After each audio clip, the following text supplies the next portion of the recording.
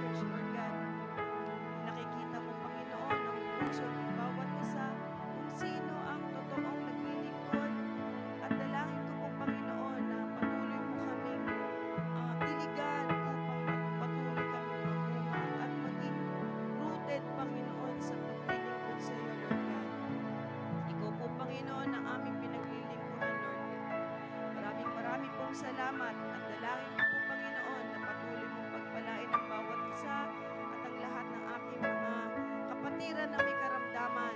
Sa pangalan ni Jesus, dalangin ko po na magalingan po, Panginoon, ang aming laging bituin dahil kami nananampalataya na ikaw ang mabuti namin manggagamot, Lord. Lord, ito lamang po ang aking mga kahilingan, ang aming mga panalangin.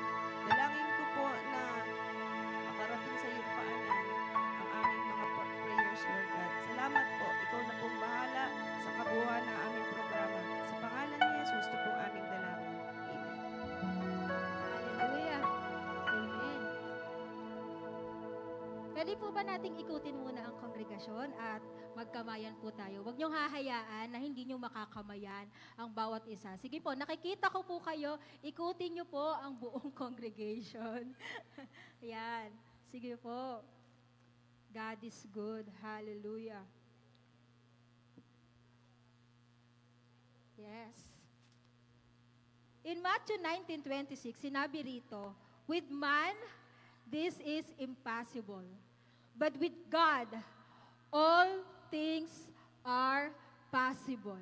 Hallelujah. Let's praise the Lord and worship the name of Christ. Yes, Jesus. To you, I can do anything. Clap your hands to Jesus. I can do all things, 'cause it's you who gives me strength. Oh, nothing is impossible. To you, lives are open, strongholds are broken. I am living by faith. Nothing is impossible. Clap your hands to Jesus.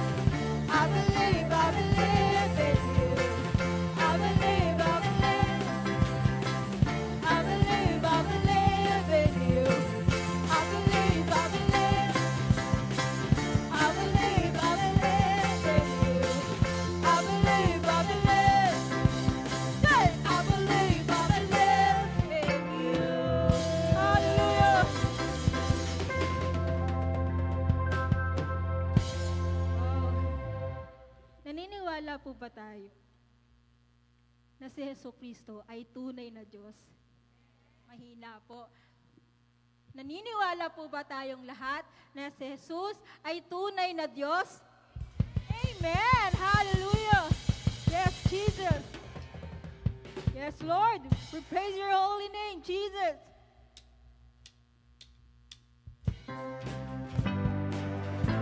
Clap your hands to God! Give your highest praise to Jesus! Sana ba nagtataas yan? Yes, Lord! Some say you're just a good man. Some say you were kind. Some say you are really brave. But I say you're all alive. Let's go! Yes, Jesus! Some say you're just a prophet. Some say you were wise. Some say you were just a man. But I say you are God. You are my God. I will shout your name to all the earth. I will lift your name on high. Let Jesus know the world you're good. You are my God, Jesus. I will shout your name to all the earth. I will lift your name on high. Oh, hallelujah. The world your goodness. As I live my life, that shout your name. Shout your name. Oh, Jesus. I know you're the Messiah. You gave your life for me. Thank you, Jesus. I know you're the only way. Jesus, you are God. You are my God. I will shout your name to all the earth. I will lift your name on high. And the world will know your greatness. You are my God, Jesus. I will shout your name. Lift your name on high. I will show the world your goodness. You are my God, Jesus. Yes, Lord. Yes, Jesus. We decided. Jesus, I decide to live. Yes, sabihin mo pa kay Panginoon, Lord, there's no turning back. I decide to live with you, Jesus.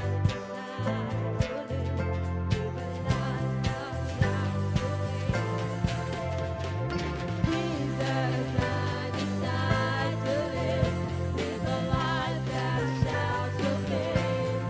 Shout your name, Jesus. I decide to live with a life that shouts your name. Shout your name.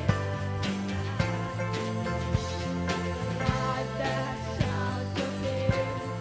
Shout your name. Shout your name. Oh, shout your name. Jesus, shout your name. Yes, Lord, we shout your name for you, Jesus. Hallelujah. Hallelujah. Amen. Hallelujah. Are we blessed today? Are we blessed today? Nararamdaman mo ba na mabuti ang Panginoon sa buhay mo? Sabihin nga natin, God is good. All the time. And all the time, God is good. Sinabi sa awitin na to, sabi niya dito na, stir it up in our hearts, God. And sabi dito na, magkaroon tayo ng passion para sa pangalan ni Jesus. So ano ba ibig sabihin nun? Magkaroon tayo ng passion to spread the word of God. Your family, friends, classmates, workmates, and yung mga non-believers. And this time, i-ready natin yung puso natin na magkaroon tayo ng heart to evangelize. Dahil bilang isang Kristiyano, ang pinakamahalaga sa atin ay makapag-share tayo na si Jesus ay namatay sa krus ng Kalbaryo para sa akin, sa amin, at sa ating lahat.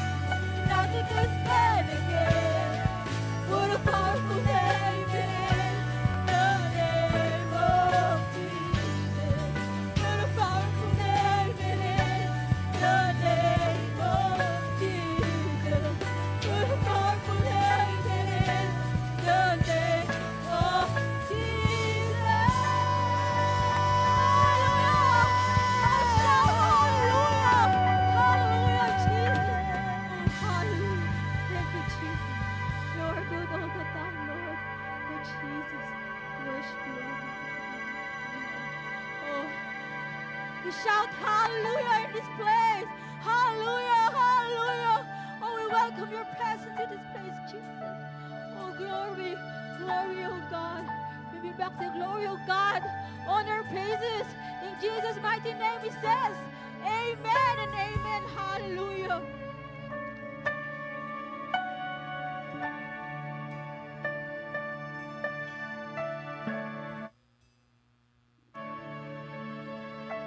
Let's pray. Dakilang Diyos, sa lahat ng bagay, kayo ay mabuti, tapat, dakila, at mapagbiyaya, dakilang Diyos.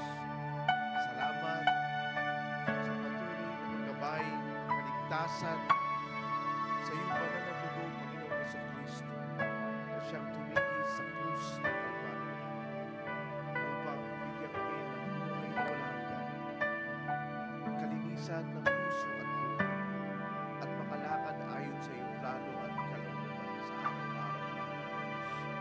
Kaya sa araw at umaga dito, Ama, sa lahat ng may mga kabigatan, sa lahat ng may mga pinagdadaanan ng mga bagay na maaaring hindi kaya, Panginoon, o hindi maunawaan sa aming mga puso. Kaya sa umaga ito, dakilang Diyos, bilang iyong lingkod na tinawag sa lugar na ito, dalangin ko, Panginoon, ang paggabay at kapangyarihan na huminto sa buhay ng bawat isa.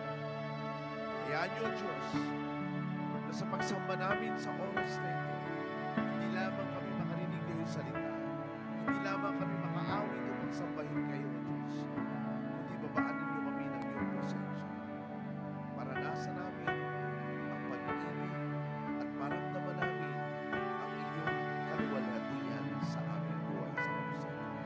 Kaya Panginoon, tuloy mo kami ng iyong presensya at hayaan niyo na ang iyong kapangyarihan ay sumaamin sa oras na ito.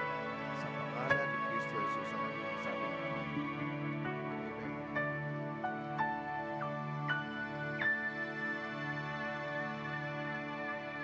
Sabi nga, ang Diyos ay laging mabuti. Tama po ba? Ang Diyos ay laging kasama po natin sa ating buhay. Franciel, pasuyo lang para in case.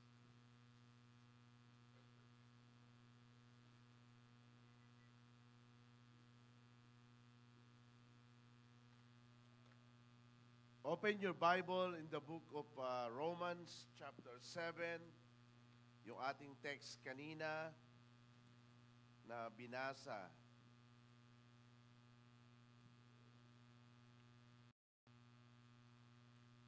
Tayo po ay nasa ikalawang series ng ating pong pag-aaral o ng ating mensahe sa araw po na ito.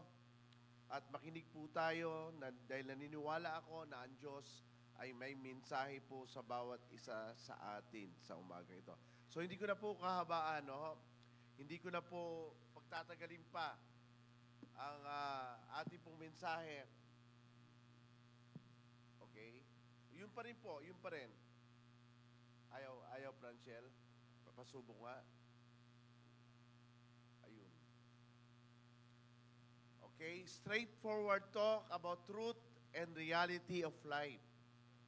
Isang tahasang pagtatalakay. Yan. Straightforward, pagtatalakay, diretsahang pag-uusap patungkol sa katotohanan at realidad ng buhay. Okay? So, sa umaga ito, buksan po natin ang ating puso. Tingnan ko nga. Ayun, gumagana na. Ayun. Praise God. So, let's move on. Ang title po natin is Biblical Perspective on Grace, Law of Sin, and Death, and the Consequences of Sin. So, last week ay tinalakay po natin yung grace. Okay? Tinalakay natin ang perspective on grace, biyaya ng Diyos. Ngayon, bibigyan po natin ng pansin ang law of sin and death. Nais ko pong buksan natin ang ating puso. Para dyan, ayan po ang ating text. Basahin po natin uli. For the sake of reading, in Romans chapter 7 and verse 4, okay, up to verse 12. Basahin po natin ulit. So my brothers, you also died to the law through the body of Christ, that you might belong to another, to him who was raised from the dead, in order that we might bear fruit to God. For when we were controlled by the sinful nature, the sinful passions aroused by the law were at work. Okay? In our body, so that we bore fruit for death. But now, by dying to what once bound us, we had been released from the law, so that we serve in the new way of the Spirit and not in the old way of the written code. Next ko pong bigsan po natin yung last phrase, and not in the old way of the written code. Tandaan po ninyo yan. Ayaw, Branchel. Ayaw. Ay, gumana. What shall we say then? Is the law sin? Certainly not. Indeed, I would not have known what sin was except, okay, through the law. For I would not have known what coveting really was if the law had not said, do not covet. Verse 8. But sin, seizing the opportunity afforded by the commandment, produced in me every kind of covetous desire. For apart from the law, sin is dead. Once I was lived apart from the law, but when the commandment came, sin sprang to life, and I died. Verse 10. I found that the very commandment that was intended to bring life actually brought death. For sin, seizing the opportunity affordable by the commandment, deceived me, and through the commandment put me to death. Verse 12 last. For then the law is holy, and the commandment is holy, righteous, and good. Tayo po, yumuko tayo manlangin. Minsan pa, Amang Banal, bawat isa sa amin ay naririto upang pakinggan ang iyong salita. Hayaan ninyo, O Diyos, na tulungan, turuan, kahabagan, biyayaan, at higit sa lahat, kapahayagan mula sa inyo. Ang aming matanggap sa umagang ito. Kayo ang magturo, kayo ang magpala, kayo ang mangusap, at hayaan ninyo, O Diyos, na maluwalhati ang iyong pangalan sa aming kalagitnaan. Ipuin niyo aming mga buhay, O Diyos. Punuin kami na iyong kapangyarihan at salita upang sa aming paglabas sa tahanang ito ay ang kagalakan at kapayapaan at ang kagalingan ay sumaamin sa araw at umagang ito, O Diyos. Sa iyong kapurihan, Ama, sa pangalan ni Kristo Jesus. Amen.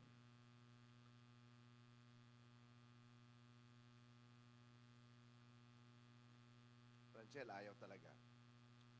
Okay?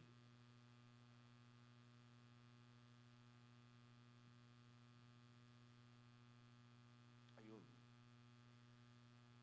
So, sa atin pong teksto sa oras na ito, we will focus on the law of sin and death. Now, biblical perspective. Marami pong nalilito dito at masakit man sabihin, kahit ang mga sinasabing manggagawa ng Diyos ay nalilito po sa mga bagay nito. Nais ko pong balikan saglit, ha? Ayun. Pansinin niyo po ito. Not in the old way of the written code. Pansinin niyo po yan, ha? Pansinin niyo yan. Tapos, sumunod, ito po. But when the commandment came, sin sprang to life and I died. Okay. Dahil, ang sabi dito, for apart from the law, sin was dead. Nung wala pa yung law, wala pa raw kamatayan. Pero nung dumating yung law, batas, namatay ang tao. Ayan ha. So, sabi dito, once I was alive, apart from the law, but when the commandment came, or after 420 years, sin sprang to life and I died. Okay? Tapos last, so mapapansin natin, I found that very commandment that was intended to bring life. Now take note. Yung law daw na dapat magbigay ng buhay, dapat daw ay magbigay ng buhay but actually brought death. Tingnan niyo po So dapat yung law, buhay, ang nangyari nung dumating yung law, 10 Commandments, and other law, people die. Dead. Death. For sin, seizing the opportunity afforded by the commandment, deceived me to the commandment, put me to death. So, ibig sabihin, dapat yung law ay magliligtas para ikaw ay mapatawad, pero ang nangyari, ikaw ay namatay. Bakit nagkaganon? Okay? Now, let's move on. Let us think about this. The common idea comes to mind na maraming tao. Ito po, no? Marami sa mga tao, ang iniisip mo nila ay bakit ang tao ay kinukontrol pa rin ng kasalanan kahit nasa biyaya ka na. Tanungin ko po kayo. Tayo po ay parang titingin sa jigsaw puzzle ngayong umaga. Sa tingin ninyo, from the Old Testament up to the New Testament, ulitin ko the law comes after 430 years. Ibig sabihin, from Abraham to Moses, dumating ang 10 Commandments after 420 years. Ibig sabihin, wala pang commandments, wala pang law. Kasama na yung panahon ni Noah na ginunaw ng Diyos ang buong mundo. So wala pa nun. Dahil dumating ang 10 Commandments after 430 years. Hello po. Nandito po ba kayo? Sundan po ninyo ito, napakahalaga po. Dahil ang pagiging Kristiyano ay hindi lamang pagdalo, kundi pag-alam. Maraming tao ay alam, pero yung pangatlo ay hindi po aware. Napakahalaga po na not only we know, but we are also aware of things. Kaya dito po natin tutulungan ang ating sarili.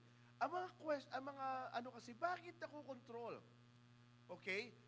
Well, if you are living in grace, bakit maraming tao nagkakamali pa rin? Example, from Abraham, huwag na natin, kung sisimulan natin kay Adan, bakit nagkasala si Adan? Now, we are talking about law of sin and death. So, wala excuse dito. Now, take note, who is Adam? Perfect, holy, righteous, complete.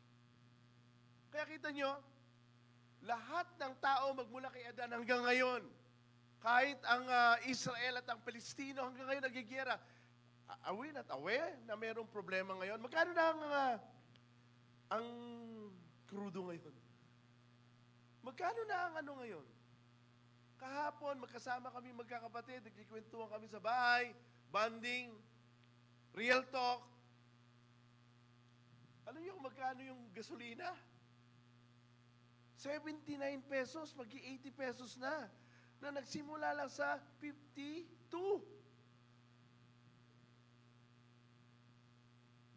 Aware that? akala natin simple nangyayari. Ayaw lang natin matakot. But there are people who are already now in fear. Especially in Middle East, Qatar, Dubai, Oman, and many others. And other countries. Ayoko lang mag-forward sa inyo eh. Ayoko lang mag-forward na mga dapat yung malaman kasi baka mag-panic na kayo. Eh, totoo yun. Anyway, handa na naman yata tayong kunin ni Lord eh. Kung handa na tayo, walang problema. Kaya nga ako sinasabi ko, in times of emergency and crisis, itong church ang pinaka-center. Ito. Dahil wala nang mayaman mahirap kapag disaster na pinag-usapan. Kaya nga nag-appoint ang Lord ng mga leaders eh, sa bawat churches para may spearhead. Okay, so anyway, huwag tayo doon. Hindi yun ang topic natin. Pero we're talking about individual life. Now, it is ironic. Okay? Ayun. It is ironic to say, pag sinabi mo ironic, para bang, graduate ka naman, ba't wala kang trabaho? Ironic yun. Mayaman ka naman, pero bakit parang mahirap ka? Ironic yun. Mabait ka naman, pero bakit ganito ang buhay mo? Ironic yun. Ibig sabihin, kabaliktaran ng katotohanan ng buhay. Now, it is ironic, despite Christian considered a believer and considered a follower or a disciple, ayan ha, still commit sin and still in the bondage of sin. Now, hindi lamang sin. Now, I want you to understand the word sinner and sinning. Are we here? Okay, kunin niyo maigi ito. Alam niyo po, sundan po ninyo ito. Dahil pag hindi po natin nasundan to, magkakaproblema po tayo. Pag sinabi mong sinner, status-wise, kalalagayan-wise in Tagalog, meaning hindi ka pa tumanggap kay Kristo. Meaning hindi pa tayo pinatawad ni Kristo. Pag sinabi mong sinner, status, S-T-A-T-U-S, status, kalalagayan. Hindi, sabi ng John 5:22, 23, and 24, tayo ay itinawid na mula sa kadiliman hanggang sa kaliwanagan. So, pag ikaw ay itinawid na, you are not a sinner, but still in the process of change and maturity. So, there are still something that you need to overcome. We need to overcome. We need to drive. Like, kung sisimulan natin kay Adam, tingnan nyo lahat, bakit may kahirapan, bakit may sakit, bakit may karamdaman, bakit may away, bakit ang Israel at ang Palestino ay naglalaban-laban. At ngayon ay mayroong nakaharap na posibleng banta ng gera na hindi mo maintindihan. Sabi nga doon sa akin na panood ayoko lang mag-forward kasi I don't want you to put in panic. Ang naka-assign sa Japan, Philippines, and other countries ay ang China. Ang naka-assign sa Middle East, ganun. In case, whatever happens. Pero, ang tunay na mananampalataya, hindi ka matatakot eh. Kasi kahit mamatay ka, hindi ka talaga matatakot. Ang totoo niyan, ako nagbumotor. Anytime, pwede kang banggain. Anytime, pwede kang mabangga. Pwede kang madulas, pwede kang anytime. So, what would happen to us? Then, Abraham, and then David. Kasi bago dumating ang law, kay Moses, 430 years, o 20 years. Matagal pa. So, ang sabi dito sa binasa natin kanina, wala naman ang kamatayan eh. Pero nung dumating yung law, dumating ang kamatayan. Kasi nga, may dahilan. Mamaya titingnan po natin. Ha? Ayaw, Franchel. Ikaw na nga. Ayun. Question. Ha? Bakit ang mga mananampalataya, even mature leaders, magmula sa pastor, still fall into the trap of Satan to commit sin? Okay, mamaya, lalaliman natin yan. Bakit? Bakit dumarating yun?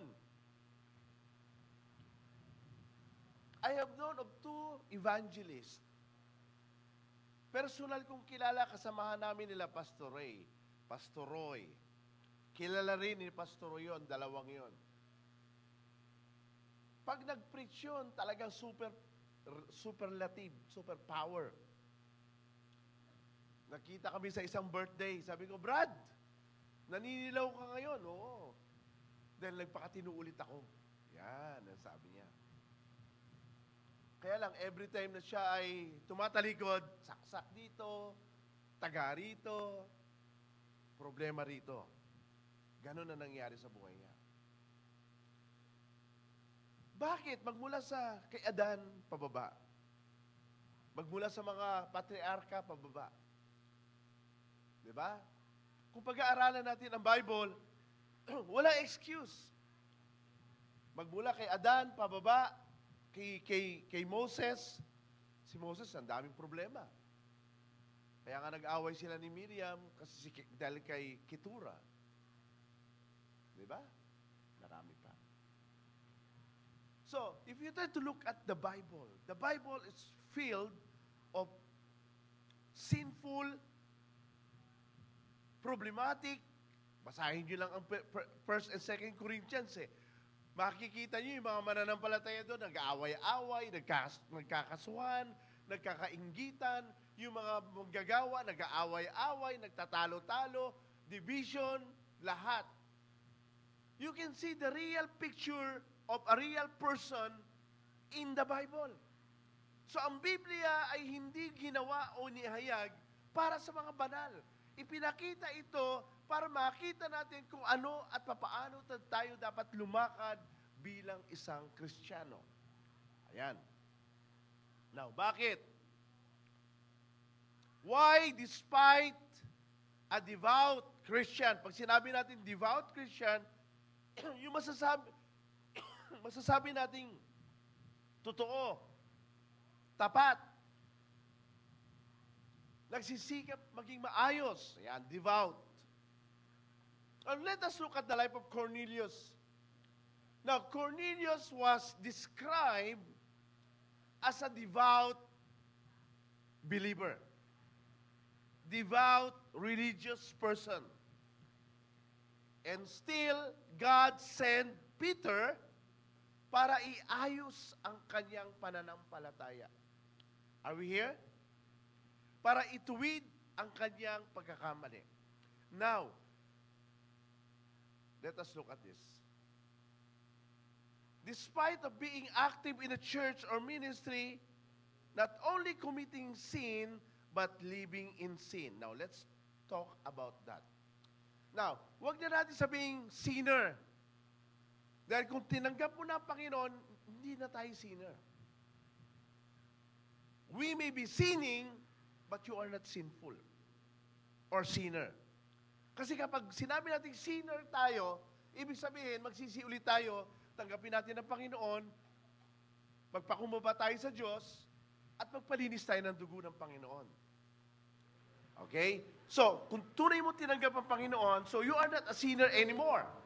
Though, we still commit sin in the process. Teka, have we read in the Bible, John 13? Kung nabasa natin yung John 13, kaya napakahalaga ng pagbabasa ng salita ng Diyos. Nung huhugasan na ni Jesus ang paa ni Pedro, sabi ni Pedro ay ganito, Panginoon, hindi ako karapat-dapat na hugasan. Huwag mong hugasan ang aking mga paa.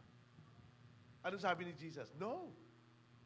Kapag hindi kita hinugasan, wala ka magiging parte sa akin.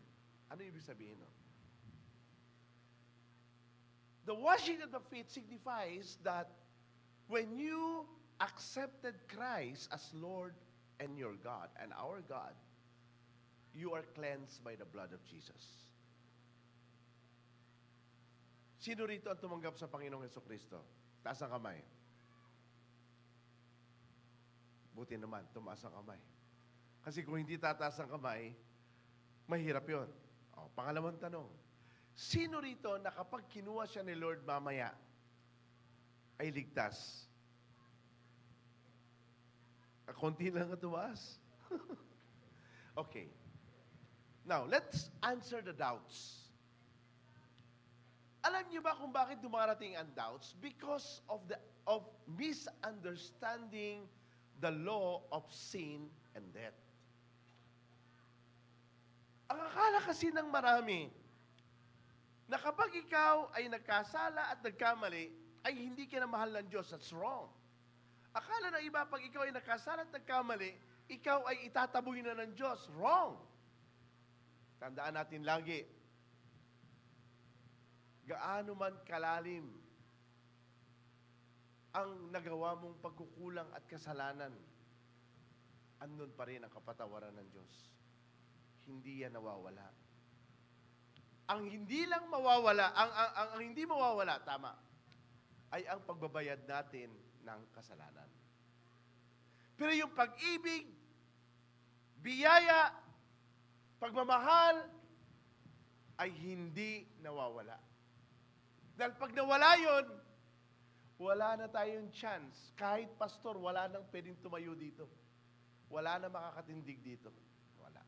Pag mula sa akin, at lahat ng inimbitahan ko dito, lahat ng tumayo dito sa pulpitong ito, hindi lahat kami makakatayo. Now, third question.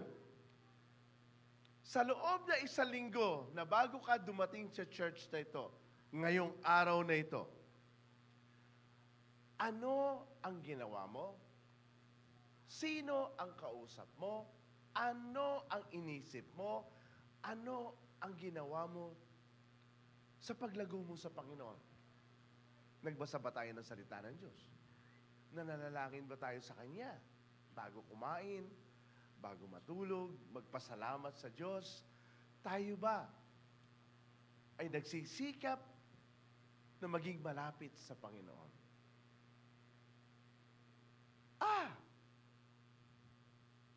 Pastor, kayo po ba ay lumalapit sa Diyos? Aba naman, siyempre. Dahil kung hindi ka lalapit sa Diyos, hindi ka lalago. Hindi ka magagamit ng Panginoon. Tanong, pastor, ikaw ba ay kumpleto? Ikaw ba ay matuwid?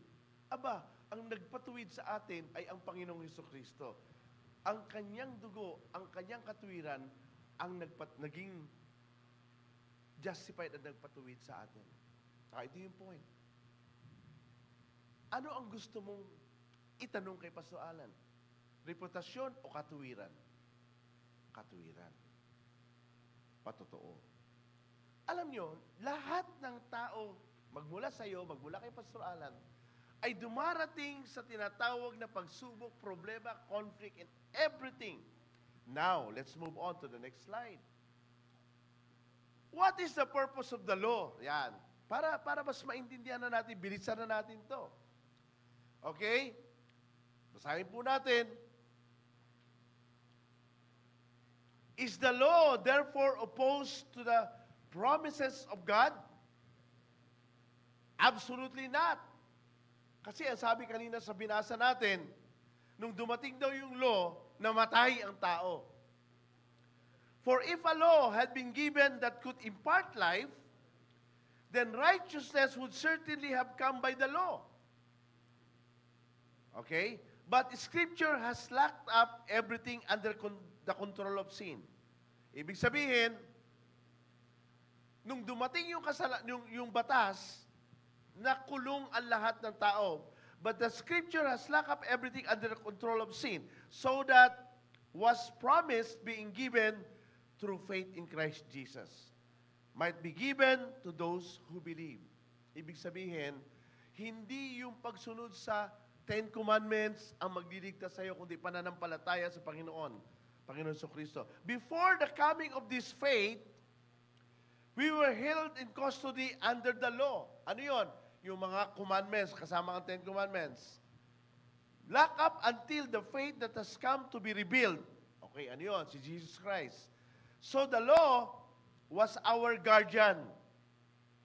Ibig sabihin, ang law ay nagsasabi, oy, masama ka, makasalanan ka, mali ito, hindi tama yan. Okay? before the coming of this faith, we were held in custody under the law, locked up until the faith that was to come would be revealed, so that the law was our guardian until Christ came, that we might be justified by faith. So, ang pinag-uusapan dito, ma-justified ka ba dahil sa law? Kasi ganito yan eh. Example natin, si Ate Neri, okay? At saka si Ate Helen. Silang dalawa. Sasabihin ni Ate Helen, ako, lagi akong nagtatides. Sasabihin naman ni Ate Neri, ako, mabait ako. So, ano mga basis? Dahil ginawa ko ito, dahil ginawa ko ito. Natatandaan niyo po sa Luke chapter 18, na merong dalawang nanalangin sa templo, yung pariseo, sabi niya, Panginoon, salamat po dahil hindi ako katulad ng taong yan na makasalanan. Salamat po dahil ako ay nag-iika po, ako ay nananalangin, ako ay nag-aayuno, ako ay nananalangin buong araw, lahat ginagawa ko. Para sa katuwiran. Sabi naman nung nandun sa likod, dinadagukan, sabi ng Biblia, dinadagukan niya kanyang dibdib. At ang sabi niya, Panginoon, hindi man lang ako karapat-dapat tumingin sa iyong trono. Ako ay iyong kahabagan. At ano sabi ng Biblia? Sino ang mas ginastify ng Diyos? Yung makasalanan, yung tax collector na nasa likod na nagsisisi. Ibig sabihin, sa law, kapag ang law ang naging basihan ng katuwiran, konti lang ang magsasabing matuwid. At hindi natin kayang gawin. Tingnan natin ha. Hindi natin kayang gawin ang katuwiran sa pamamagitan ng pagsunod. Dahil hindi natin masusunod lahat. Anong sabi ng what is the effect of sin that caused it? Bakit daw ang tao ay namamatay? For the wages of sin is death, but the gift of God is eternal life. Ano ibig sabihin? Wages. Pag sinabing wages, paghihirap, pagsusumikap. Hindi ka kakain pag hindi ka sasahod, pag hindi ka nagtrabaho. So dapat paghirapan mo. Now, ang law, obtaining salvation and righteousness by law is self-serving. Self-righteous way of attaining God's favor, God's love. No. Example na lang natin, isang mayaman sa mahirap. Sa lumang tipan, para makapag-alay ka at mapatawad ka, ikaw ay mag-aalay ng mga pigeons, mga sheep. If you try to read Malakay 1, 2, and 3, and 4, you can see there, nagalit ng Panginoon sa Malakay 2. Dahil ginawang negosyo ang templo ng Diyos. Natatandaan nyo in John 2, winasiwas niya ang templo, ang mga money changers. Bakit? Dahil naging negosyo na ang pagsamba. Kailangan bumili ka ng matabang tupa. Paano kung wala kang pera? Paano kung wala kang pambili ng matabang tupa? Paano kung wala kang pambili ng mga pigeons? Paano kung mahirap ka lang? Hindi ka maliligtas. Hindi ka makakasamba. Kaya ang ginawa ng Panginoon, sabi na, for the wages of sin is death, but the gift of God. Ang regalo po ba binabayaran? Hindi. Wala akong nakitang, oy, regalo ko sa'yo, bayaran mo. Walang ganun. Ang regalo, tinanggap mo, walang bayad, freely given. Di ba? And you freely receive it. Now, let us look at questions. If a believer continues to commit sin, will he be saved? Now, nilinaw natin yung sinner and sinning. Again, sinner is a status. Hindi mo pa tinanggap ang Panginoon, hindi pa natin siya tinatanggap. Tayo ay nasa kumunoy pa ng impyerno at wala pang kaligtasan. Ang sinning naman, tumawid ka na, but you are in the process of glory to glory. Okay? So, malinaw yan, ha?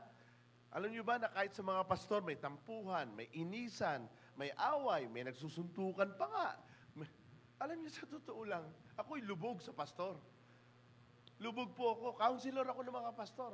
Nagme-mentor ako ng mga pastor.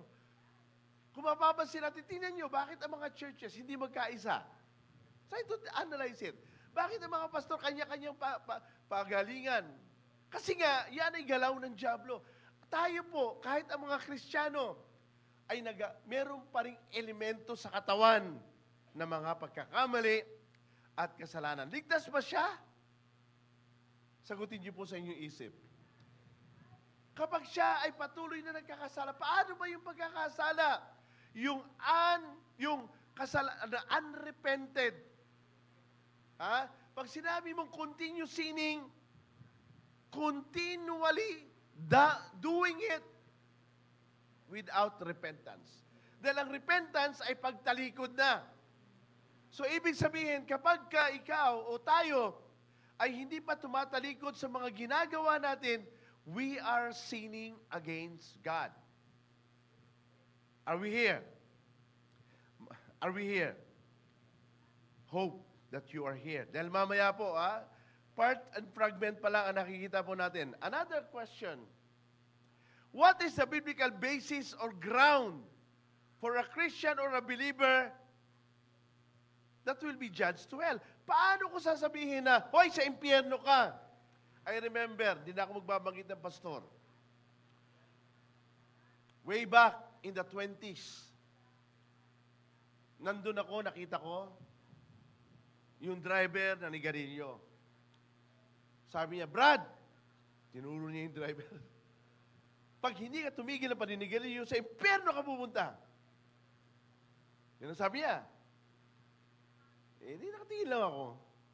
Ganun ba? Ano ba talaga ang pagpunta sa impyerno? Sometimes tayo, pag may nakita tayo nagkamali, ang lagi natin sabi, oy, sa impyerno ka pupunta. Oy, sa impyerno ka pupunta. Ano ba ang pagpunta sa impyerno? Now, sagutin niyo po ako sa inyong isip. Okay? And then compare what you think in the process of this message. Okay? Sagutin niyo po, kahit mga dalawa lang. Paano ba pupunta ang tao sa impyerno? And third question, what are the sins that lead to hell? Ano naman yung mga kung nagkakasala ang tao, ano naman yung type na kasalanan para pumunta ang tao sa impyerno? Okay?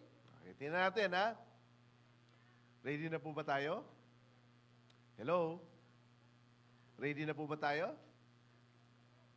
Parang hindi ready. Ready na po ba? Okay, tingnan natin. Now, number 1, if you see any brother or sister commit a sin, okay,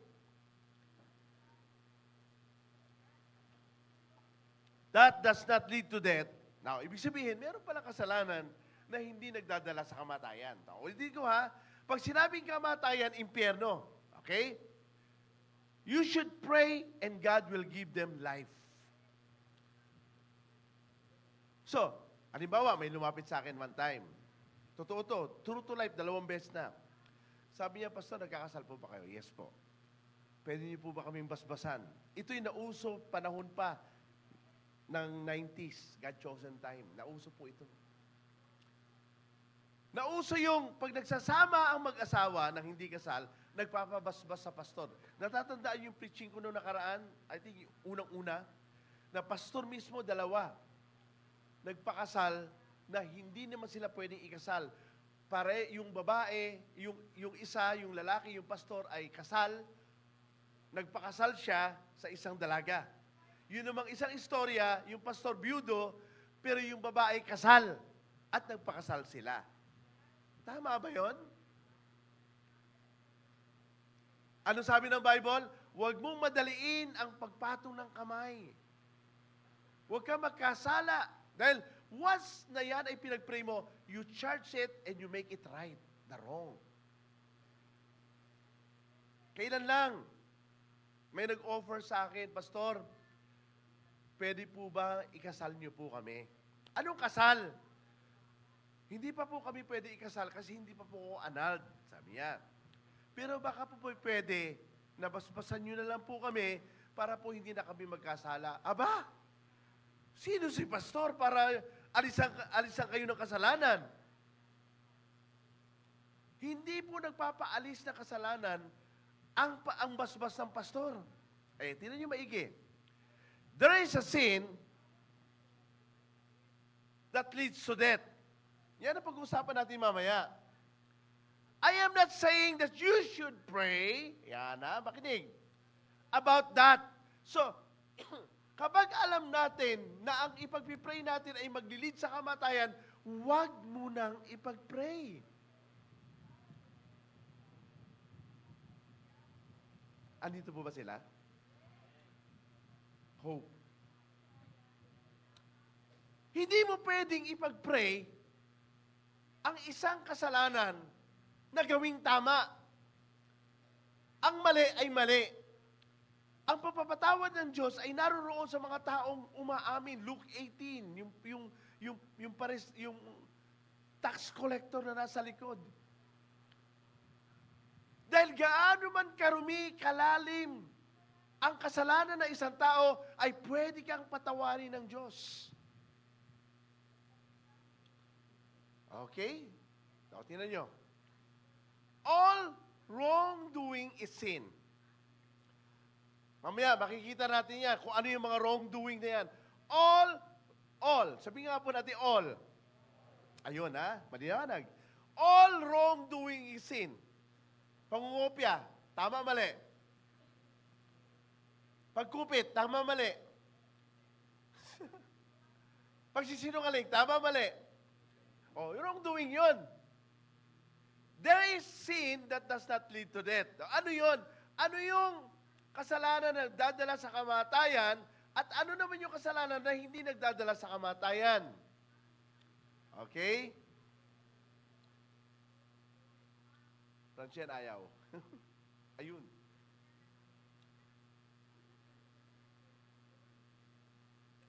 Para yata. Ayun. Okay. We know that anyone born of God does not continue to sin. Diyan muna tayo. Tanungin ko po kayo. Tayo po ba ay tumanggap kay Kristo? Parang tatlo lang yata yung sumagot. Okay. Answer this from the heart. Honestly, with all your heart. Tinanggap pa natin ang Panginoon sa ating puso? 80%. Kasi parang mahina eh. Hindi masyado yung alanganin yung narinig ko. Ibig sabihin, pag sinabi natin born again, anyone that is born of God does not continue to sin. Anong hinihintay ni Pia? Okay? We know that anyone born of God does not continue to sin. Kapag daw ikaw ay born again na, hindi ka na daw nagpapatuloy sa kasalanan. Now, ask yourself honestly. Ano sa palagay natin ang ating buhay kapag mag-isa tayo, kapag wala tayong kasama at kapag tayo ay nasa problema. At kapag nag-away ang mag-asawa, kahapon pinag-uusapan namin yan tungkol sa mag-asawa. Yun ang topic namin magkakapatid kahapon. Real talk talaga kami. Talagang, kumbaga sa salitang kato, basagan ng trip. Talagang, kung kakayanin mo dibdib mo, kumaya ka. Ganon. Alam nyo, ang tunay na Kristiyano kasi, hindi ka na natatakot pag-usapan yung totoo. Dahil sa katotohanan, doon ka makakalaya. Doon tayo mapapalaya. Real talk, truth and reality po tayo. So, ang tunay na anak ng Diyos ay hindi na raw nagpapatuloy sa pagkakasala. Now, hindi sinabing isa lang, dalawa lang, all ang sabi ng Bible. Yung all wrongdoing is sin. May nakakamatay at mayroong hindi nakamamatay. Okay? Now, ang sabi dito, Verse 19, we know that we are children of God, that the whole world is under the control of every evil one, control of the evil one.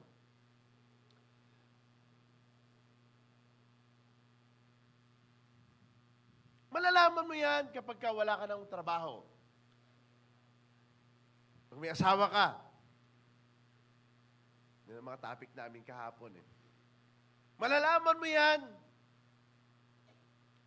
kung ang isang mag-asawa ay nagmamahalan kapag wala ng pera ang lalaki. Kapag ang babae ay hindi na maganda, hindi na siya sexy cola, kundi lumba-lumba na. Di ba? Birna grande pa. Doon mo na malalaman yun. Hindi nga, walang biro. Alam niyo ba na ang tunay na pagmamahal ay hindi nakatingin sa panlabas? Naniniwala kayo doon, Ate Neri? Ate Helen? Ang tunay na pagmamahal ay wala na sa panlabas. Kaya yung mga ganda, sa una lang yan. Pero pag nakita mo na yung tunay na ugali, hindi pala siya maganda. Alam niyo ba, para mahalin ka ng lalaki, pakita mo yung kagandahang panloob. Doon ka mamahalin. Hello po. Now, let us see two scriptural truths that revealed in the Bible about sin. Ano yon? Ano yung two biblical truths? Number 1, 1 Corinthians 6:9-11. Basahin natin. Do you not know that wrongdoers will not inherit the kingdom of God? Do not be deceived. Neither the sexually immoral. Ano ba yung sexually immoral? Yung palit-palit ng asawa. Yung parang kung magdalaga at binatama, nagpapalit, parang araw-araw nagpapalit ng boyfriend, girlfriend. At hindi lang basta boyfriend, girlfriend, nagpa-practice na. Ginagawa na nila ang ginagawa ng mag-asawa. Pag sinabi mong sexually immoral, talagang ito ay namumuhay na isang masaklap na buhay. Pangalawa, idolaters. Ano yung mga idolaters? Alam niyo ba na ang pera ay pwede maging idolatry? Ang asawa ay pwede maging idolatry? Natatandaan ko yung isang pastor, umalis sa pagpapastor dahil ayaw ng asawa niya. Ulitin ko ha. Real story to. Yung pastor, hindi na nagpastor dahil ang sabi ng asawa niya, nurse yung asawa, umuwi na Amerika para lang sabihin, tumigil ka sa papastor. Engineer ka, mechanical engineer ka, magtrabaho ka. Kung gusto mong kunin kita sa Amerika at magpatuloy tayong mag-asawa, tumigil ka sa pagpapastor. Tumigil yun. At one time, nandun mismo ako, nakita ko, pumasok sa meeting. Sabi niya, oh, Brad. Ayoko na bagitin pangalan, no? Brad. Oh, long time no see. Sabi ng mga kasamahan. Ba't dito ka? Sandali lang, may kukunin ako dokumento. Hahanapin ko lang. Tapos, biglang dumating yung asawa. Hinahanap siya. Nandun siya sa loob. Nandun ako. Kita-kita ko mismo. Sabi, uy, huwag niyo sabihin nandito ko, ha? Huwag niyo sabihin nandito ako. Takot na takot siya.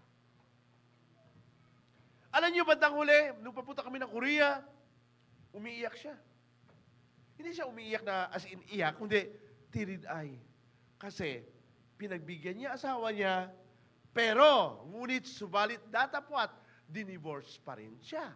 At ang masakit, dinaya siya, yung anak niya, ang sabi niya, kukunin silang dalawa, kasi nasa kanya anak niyang babae, kukunin daw, at bandang huli, tinrik lang siya, kasi yung asawa niya sumama sa isang driver ng ambulance.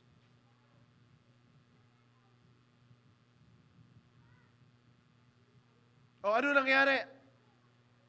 Iyak siya. Ngayon, nagpapastor na siya uli. Ang problema, sabi niya, mambira, natrik ako doon. Akala ko, mahal ako. Yun pala, kinuha lang yung anak ko. Ang problema, hindi pa siya annulled, hindi pa siya divorced. Hindi siya annulled sa Pilipinas, dinivorce siya. Oo, sa Amerika, divorce. Pero sa Pilipinas, hindi. Nagpakasal siya uli ng walang papel. Ang katwiran niya, marami.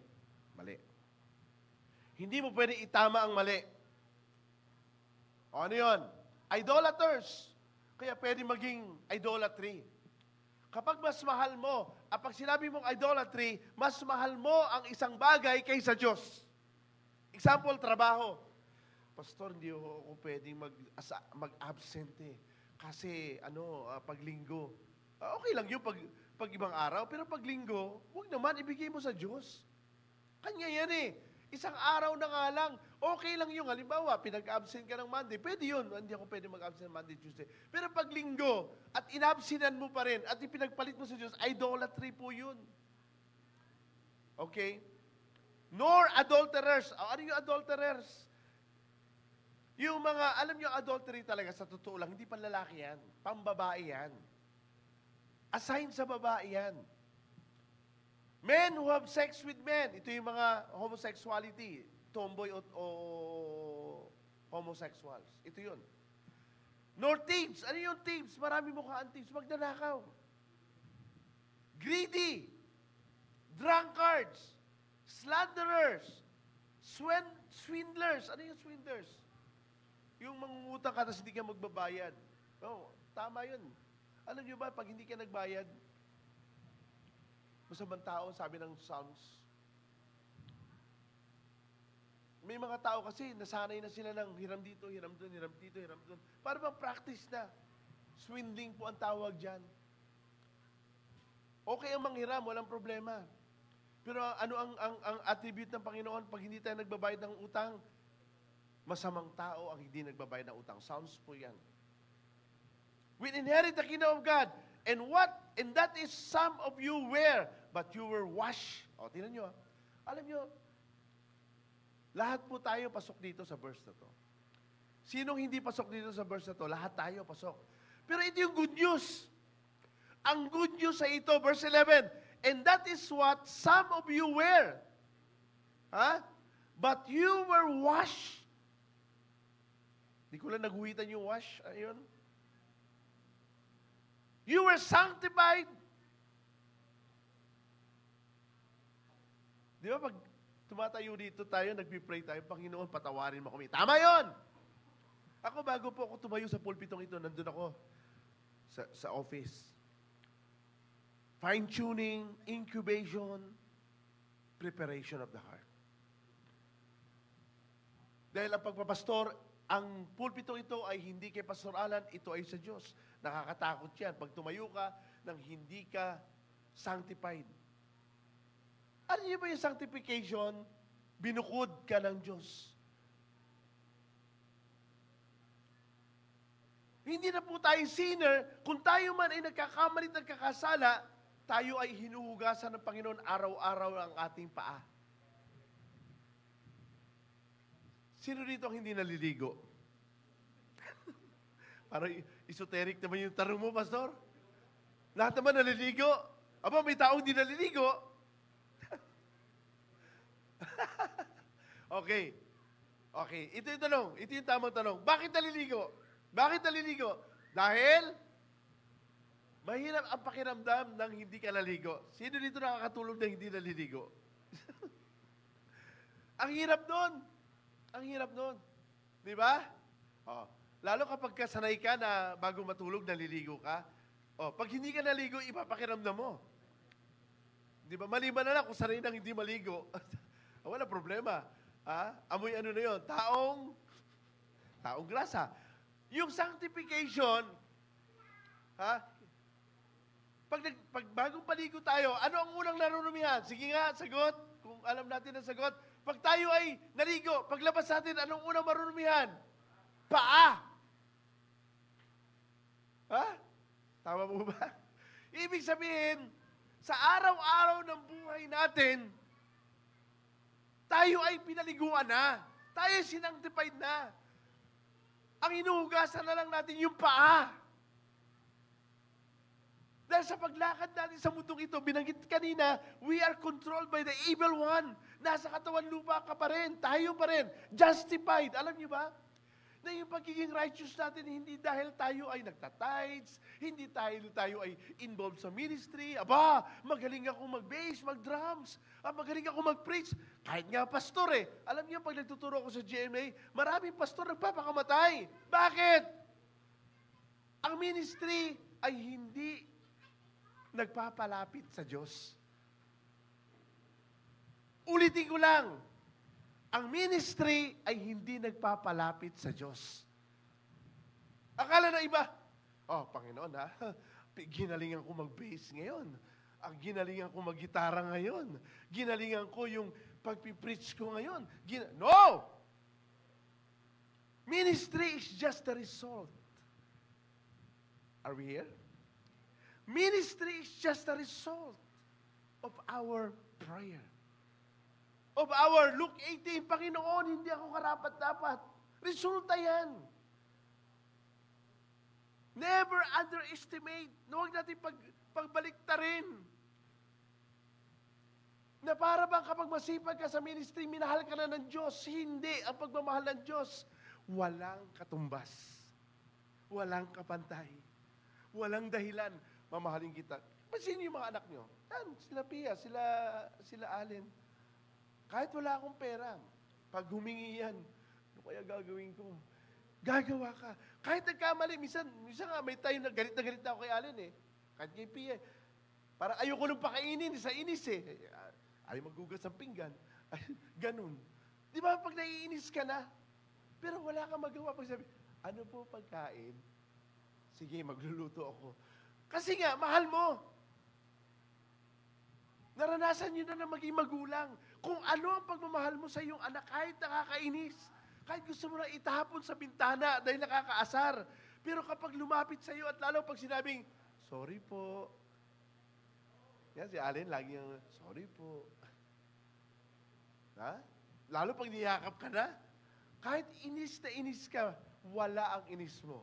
Bakit? Dahil sa sinabing, sorry po. Tapos magmamano pa sa'yo. Alam mo, galit na galit sa... Ang style kasi, pagka anak ka, ang style, kung ano ang gusto ng tatay at nanay mo, gagawin mo para makuha mo yung favor. Dito po ba sila? Okay, tapos na po tayo. Okay, mag-alala. Ayan. Ay, ayaw ulit, Franchel. Ayun. Okay, pangalawa, but the cowardly. Ano yung cowardly? Yung mga duwag. Ha? Yung, pag sabi, oy, born again ka ba? Hindi ako born again. Ha? Coward yun. Ha? Unbelieving, mga ayaw manampalataya. Vile. Masama. Ayan. Murderer. Pastor, wala pa akong pinapatay. O, pero may siniraan ka. Alam niyo ba? Akala na iba yung murderer, yung pumatay ka ng patalikod. Hindi. Kapag ang isang tao ay winasak mo ang pagkatao, ang tawag po doon ay murderer. Yung another term ng murderer, backstabbing. Ha? Yung ang ulam mo si Pastor, si Pastora Raquel, si Francine, ang ulam mo ay yung asawa mo. Ako, meron akong narinig sa jeep. Nag-uusap pag kumare. Sabi niya, alam mo mare, yung asawa ko, grabe talaga, gusto ko nang sakalin. Talagang grabe, napaka-irresponsable. Hindi na nga nagtatrabaho, manginginom pa. Dapat ba natin ikwento ang kahihiyan ng asawa natin sa kalsada? Pagka ba nagkasala ang anak mo, ikikwento mo sa kapitbahay, ang anak ko, walang kwenta yan. Hindi. Kung tutusin nga, ang pamilya mo, pinoprotektahan mo. Ganun, no? No, sexually immoral. Binanggit ko na kanina to. And those who practice magical arts, yung mga talagang totoong black magic, ha? Hindi tricks. Iba yung tricks, ha? Idolaters, binanggit na rin natin kanina. All liars! Ano ba yung liars dito? Dalawang klaseng liars dito. Yung pathological liar, yung bang, sige na, ganito, pero ang totoo nun, sinungaling. Lalo yung mga, sa mga binata, makinig. Yung mga ligaw na ligaw, Mga ligaw ng ligaw, tapos, mahal na mahal talaga kita, sa totoo lang. Pero yung 10 na yung sinabihan niya, mahal na mahal kita. Oh, makinig. Oy, naging binata rin ako, ha? Oh, di ba? Lahat na lang sinabihan mo ng, I love you. Lahat na makikilala mo, I love you. Oh. Ha? Di ba? O liars. Another term of liars, ito yung mga nagtuturo ng mali. Alam nyo ngayon sa social media, at ngayon na kailan lang, pinoward ko nga doon sa mga kaibigan kong pastor, tingnan nyo nga to, hindi pala tandaan na ang church ay malaki, o malawak, o grabe, ay mahal ng Diyos. Ayoko na lang kasi naka-live tayo. Baka mamaya mabash tayo, mabash. Pero grabe. Dinaya ang mga tao. Dinaya ang mga tao. Grabe. O ano? Ito matindi dito ha. They will be consigned to the fiery lake of burning sulfur. Impyerno yun. This is second death. 27. Nothing impure. O tanong. Ha? Nothing impure will enter it. Nor will anyone who does what is shameful, deceitful, but only. Yan. But only. Those names are written in the book of life. Bakit sinabing only written? Hindi sinabing those who does. Try to compare. Ang ginamit na term dito, written in the book of life. Hindi sinabing those who does. Gumagawa. Kasi hindi natin kayang gawin. Sino ang gumawa ng katwiran mo? Natin. Sino? Si Jesus Christ. Ayan, love. Kung bakit tayo nagpapatuloy, kung bakit tayo nabubuhay, dahil siya ay siya. Okay? Malapit na tayo. Oy, Franchel, ayaw uli. Ayun. The real condition of man while still on earth. Ito na. Sasagutin na natin yan. Ako at ikaw ay nasa lupa. Ha? Nasa struggle. Ano sabi ng Romans? Dito na lang tayo sa ano? Sabi dito, we know that the law is spiritual, but I am unspiritual, sold as slave to sin. I do not understand what I do. Sino rito ang nagtatanong, bakit ganon? For what I want to do, I do not do. May kanta to eh. Sino kumanta rito? Ha? But what I hate, I do. And if I do what I do not want to do, I agree that the law is good. As it is, verse 17. It is no longer I, myself, who do it, but it is the sin living in me. For I know that good itself does not dwell in me. That is in me, my sinful nature. Ito na. Ito part na to ha. For I do not do what I want to do. But the evil I do not want to do, this is I keep on doing. Now, if I do what I do not want to do, it is no longer I who do it, but it is the sin living in me who does it. Di ba kanta ni sino ngayon? Gusto kong bumait, hindi ko magawa. Ito yun. Biblical yun, yung kanta na yun. Sino ngayon? Si Andrew E. Bakit kaya tayo? Alam naman nating mali, pero yun ang kinakain natin. Para bang alam naman natin na ang sugpo, alimango, hipon, ano ba nga yung ano? Pusit. Masarap ba yun? Sure? Masarap po ba? Alam niyo ba na lahat yun, janitor fish? Lahat yung binawal ng Bible dahil ang kinakain mo nun ay yung mga dumi ng tao, yung mga nasa tabi ng... Kasi pagka yung meters away lang sa lupa, marumi yun. Sila ay nakukuha sa mabababaw. Yung mga, ano na yun, lalo yung mga alimango, lalo yung mga aligi. Sino rito kumakain ng aligi? Yung dilaw? Oh, malay mo, kakakain lang nun. Ayoko na lang kasi baka mamaya hindi na kayo kumain eh. Di ba? Baka yung pupo ng bata, kakakain lang nung alimango at ando doon siya. Alam niyo ba na mayroong istorya, isang mangingisda. Sabi niya, wow, mayaman na ako. Ang daming yung mga, maliliit na hipon, ang tawag niyo, yung nilalagyan ng, alamang, alamang po ba yun? Ayun, alamang. Sabi niya, wow, mayaman na ako. Ang daming alamang. Pagtusok niya, tao! Ang nasa ilalim.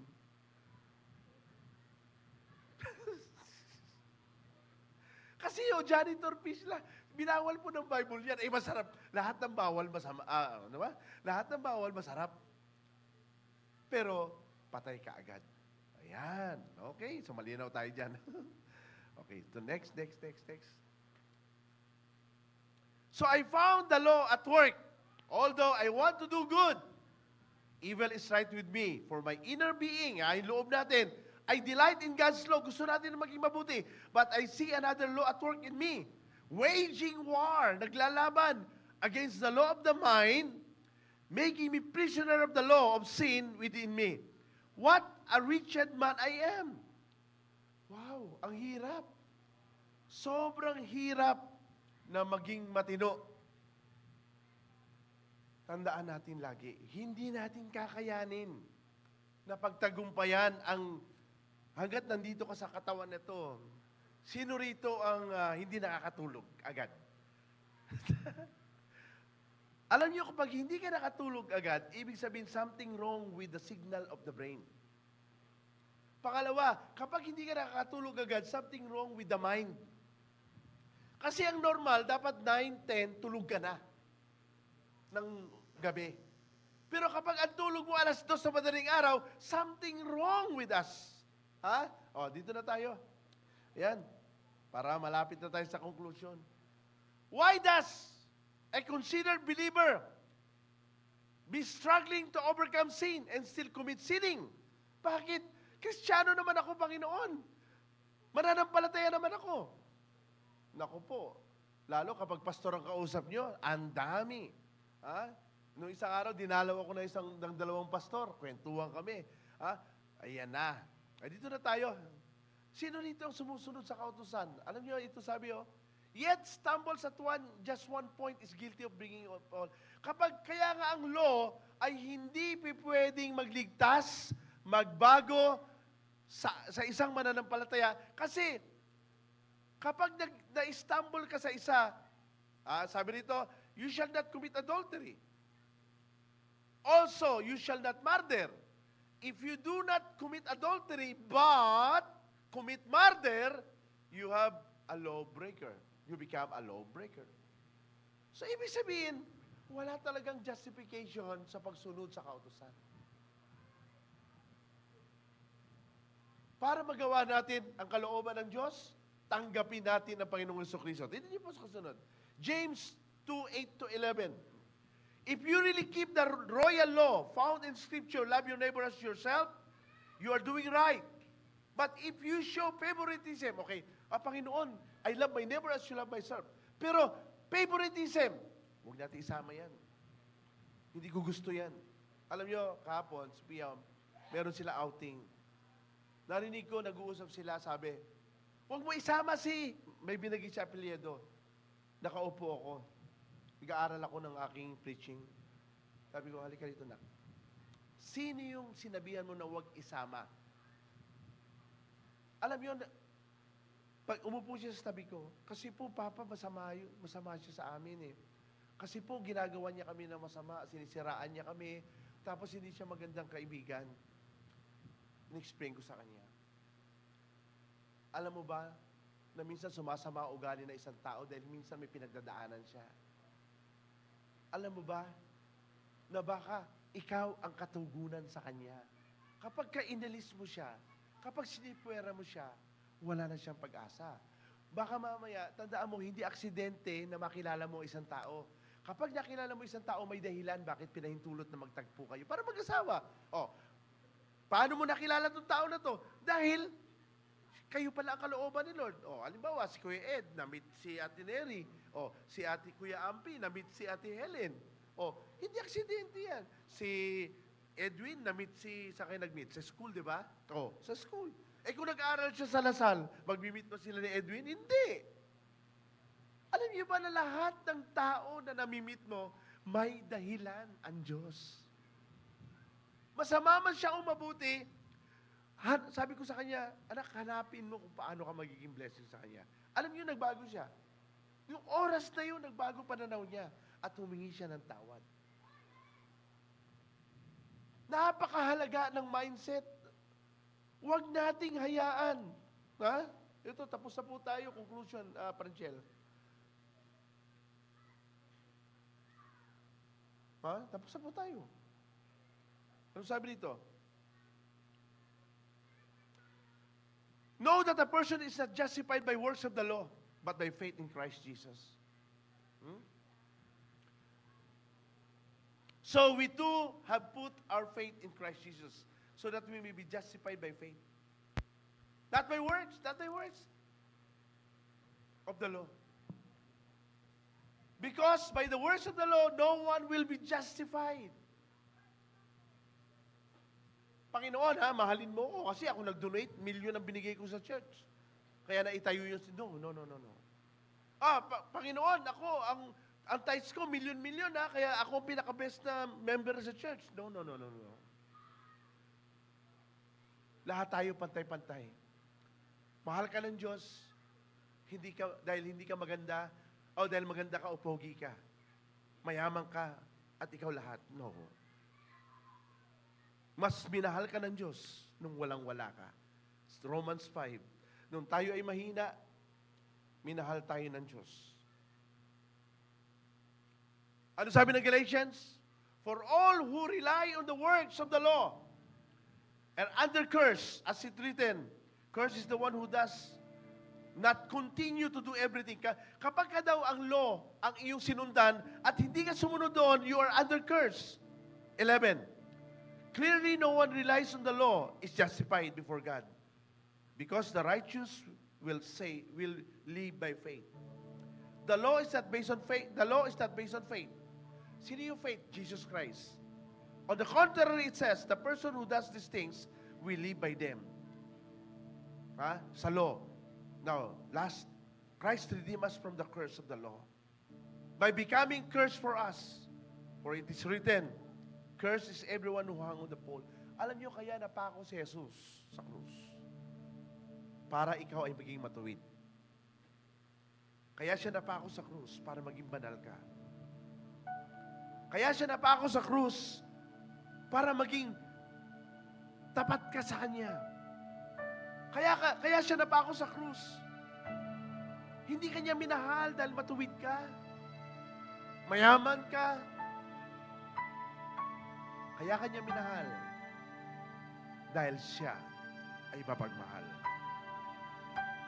Walang dahilan ng Kanyang pagmamahal. Walang katumbas. Gaano mang beses kang bumagsak, magkamali, walang katapusan ang pagpapatawad ng Diyos. Anong sabi ni Peter? Panginoon, makailang beses kong patatawarin ang aking kapatid? 7 beses po ba? Sabi ng Panginoon, no. 70 by 70 times. Meaning, walang katapusan. Kaya ngayong umaga, you are saved from the curse of the law. You are saved not because of your own righteousness, of my righteousness. I am saved. You are saved. I am forgiven. You are forgiven. Not because of your own action. You are forgiven because of His grace. Unfailing grace. Ano yung kanta natin doon, Raquel? Yung Tagalog, yung kinakanta yung sapat ang biyaya, sa biyaya. Tayo natin manalangin. Minsan, Ama, nasasaktan namin kayo. Madalas, nagkakamali kami sa iyo dahil kami ay nasa katawan lupa. Madalas, nakakalimutan namin kayo na parang Israelita na sa tuwing pinagpapala ay nakakalimot sa iyo, dakilang Diyos. na sa tuwing walang sakit at karamdaman, ay napapabayaan ang pagsamba sa inyo, dakilang Diyos. Na kapag walang dinadaanang pagsubok o problema, ay hindi nakakapanalangin. Dahil masaya, maluwag, sagana ang buhay. Subalit dakilang Diyos, sa tuwing may pagkakamali, sagana ang pagpapatawad niyo kapag nagpakumbaba. Sagana ang pagmamahal ninyo ng walang dahilan. Kaya sa umagang ito, Panginoon, turuan mo kami magpatawad. Turuan mo kaming umunawa sa tao, hindi sa kasalanan, kundi yung nagkamali na tao ay maunawaan namin bakit nangyari ang mga bagay na ito. Ama, sa umagang ito, bilang iyong lingkod, hayaan nyo ang iyong salita ay tumimo sa puso ng bawat isa at maranasan ang tunay na kalayaan mula sa biyaya ng iyong pagkamatay sa krus. Purihin ka, Ama, sa pangalan ni Kristo Jesus. Amen and amen.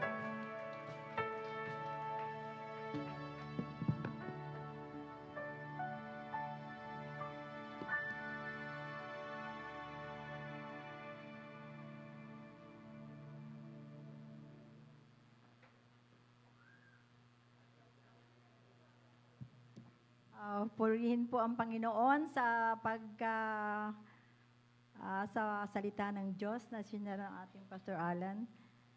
Dumako po tayo sa pagkakaloob. Makibukas po kayo sa Colossus 3:23.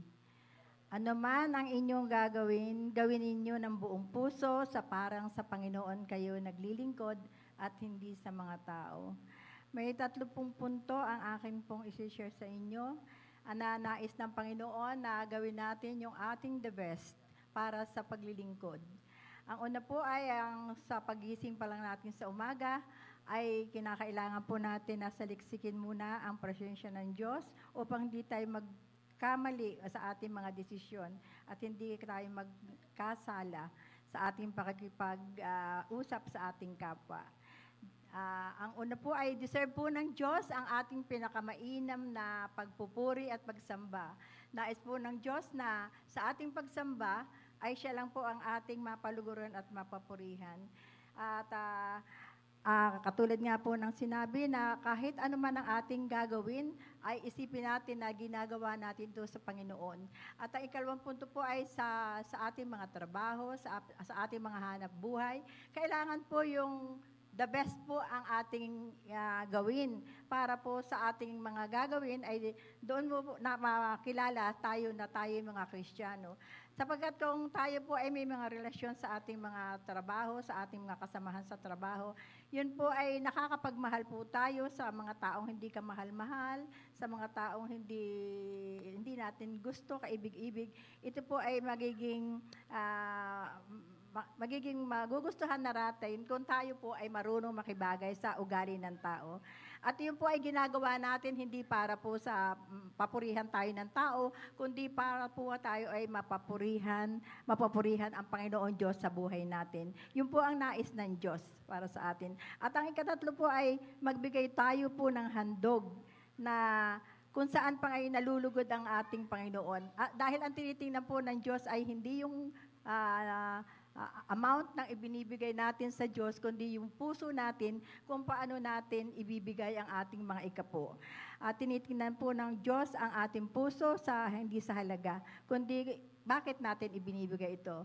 Siyempre po, kaya natin nagagawang ibigay ang ating mga ikapo ng tapat ay dahil sa pagmamahal ng Diyos na lagi nating nararanasan sa araw-araw.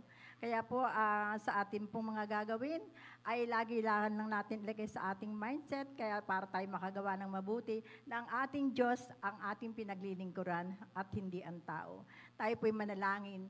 Dakilang Diyos, aming Ama, nagpapasalamat po kami sa biyaya at habag mo na kami ay pinibigyan mo pa ng pagkakataon upang kami ay makapagkaloob. Salamat po, Panginoon, dahil kung wala ka sa aming mga buhay, hindi kami makakagawa ng mga mabubuting bagay.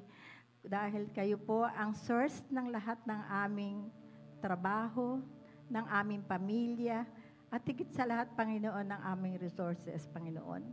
Dakilang Diyos, tunay nga po, Panginoon, na kapag kami sa iyo tumingin, hindi po kami matatakot anuman po ang mangyari sa mundo, sapagkat kung kami ay malapit sa iyo, anuman ang kaguluhan, magiging payapa pa rin kami, Panginoon. Salamat, Panginoon, dahil may Diyos kaming pinagtitiwalaan.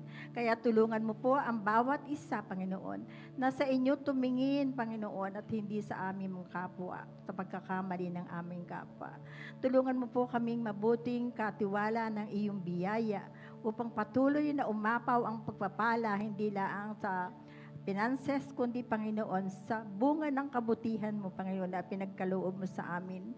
Lord, makagawa kami ng mabuti sa aming kapwa upang patuloy na maparangalan ang iyong dakilang pangalan. Salamat po, Ama, sa iyo po ang papurit pasasalamat sa pangalan ng aming Panginoong Jesus.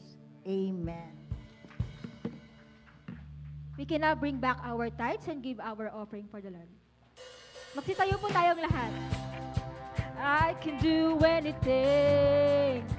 I can do all things. 'Cause it's you gives me strength. Oh, nothing is impossible till you. Mine eyes are open. Strongholds are broken. I am living by faith. Nothing is impossible. Clap your hands to Jesus. Yes, Lord. I'm not gonna live by what I see. Oh, yes, Jesus. I'm not gonna live by what I see. I'm not gonna live by what I feel. Hey, deep down, I know that you're here with me.